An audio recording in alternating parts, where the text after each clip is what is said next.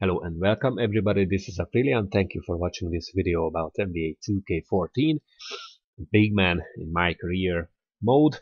Now some of you have requested a short guide or tutorial about post moves, so here it is. First of all, what you will need to increase in order to be a successful post player is of course low post offense. It is worth to increase it just on its own because low post offense improves all types of post play, not only post fadeaway and post hook. And on the other hand, not only post fadeaway and post hook are post moves, because post moves are half shots, fadeaway and hook, and half kind of dribble moves. There are in the training camp about 12 or 15 or I don't know how many trainings, but only 5 of them are shots, and the other ones are spins and aggressive back down and face up and everything. So these other type of moves which are not shots are dribble moves, and all of these are boosted by low post offense. And also the signature skill post proficiency, even on level 1, is very useful because again this has two parts in it. One is that the post shot percentage is increased by 2, 3, 5%. So this is like your field goal percentage boost. But the other part is that moves are more effective and defenders fail for pump fakes up to 50% more often in the case of level 3 post proficiency. So that means that your spins from the post, fakes, up and unders, and everything else that is not a shot in itself will also be boosted by post proficiency, and at a really high rate. So the boost is much higher than for the actual shot. So for level 3 post proficiency gives you 5% post shot, well, field goal percentage boost, 5%, but all your moves and pump fakes are 50% more efficient and more successful. So that means 10 times more successful. Now let's go to the training camp that you can access, of course, from the main menu under game modes. This is, by the way, a perfect place to practice all of these moves, how to perform these moves. So I will really not go into that much detail about how to perform these moves, but rather how not to perform these moves and when and why perform these moves. You can of course find all these post moves in the training camp under post offense. First move, basics of it all, enter post. This move is basically where you start all your other post moves, and also the aim of this move is to protect the ball, meaning you put your body between the ball that you're holding or dribbling and the defender. But the next move is the face up. Now this is a really powerful move. It doesn't look much, but it really is powerful because it helps you blow past your opponent. What you have to do is just when you're in the post, just look at the position of your defender. If he's more towards the baseline, then you do a face up and immediately push the left stick towards the paint. So the area which is empty, which is not covered by your opponent, or if he's covering the paint, then you face up and at the same time push up towards the baseline on the left stick.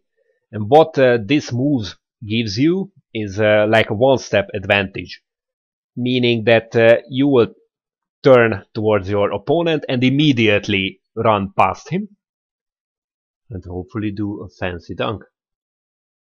Now the next two moves, drive fake and spin fake, are just fakes, most useful against human opponents.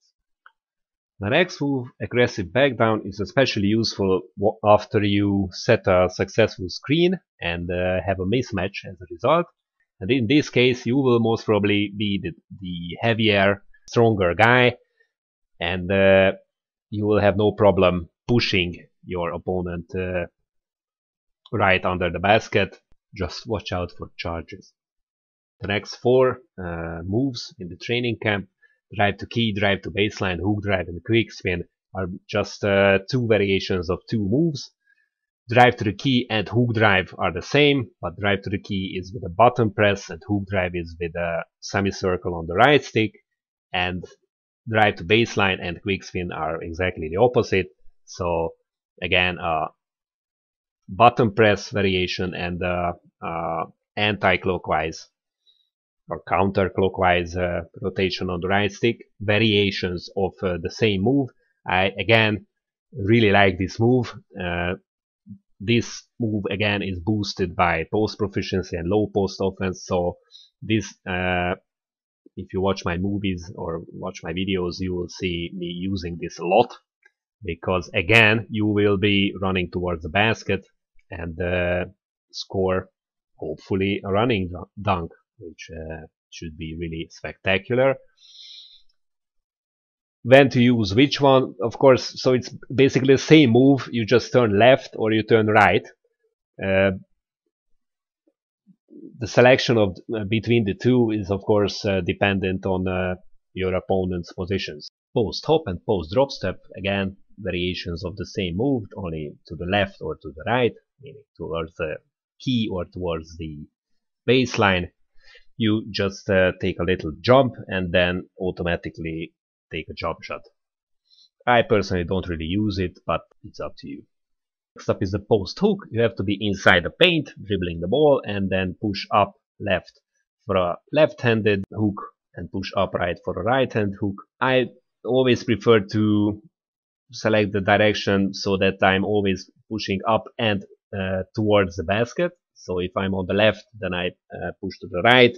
If I'm on the right, then I push to the left, because otherwise if you push away from the basket, then it's easier to actually end up behind the backboard. Many people have problems with the hook shots, that they cannot perform it. I believe it's because they are either too close to the 3-point line or too far off to the side, and that's when you start actually shooting a fadeaway instead of a hook shot. Next up is a fadeaway, real simple. You just basically push the right stick towards the left or towards the right. That's basically it. And the post shimmy shot has been introduced as an automatic animation now in 2K14. It's basically the same as a fadeaway. You just press the turbo button as well, and your guy will do a little head fake before the fadeaway. And finally, up and unders, which are similar to fadeaways. That's how you start the motion, but before your guy jumps up to start the shot, you release the right stick and then immediately move it backwards. That's it. You can combine any variations of the right stick movement, so left, right, left, left, up, down, left, up, and whatever you like. And that's all, really, about post moves in 2K14. All it takes is a little bit of practice and, of course, improving your attributes and hopefully getting post proficiency skill to make it even more successful.